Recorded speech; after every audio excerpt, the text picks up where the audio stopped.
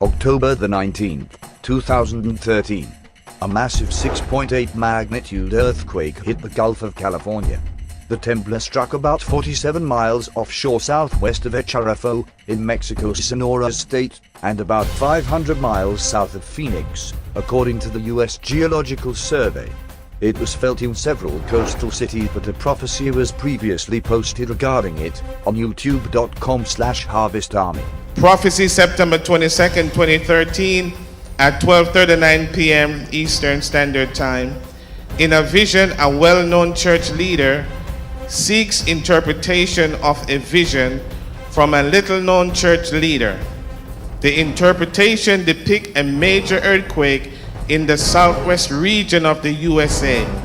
It is wise to take precaution where possible.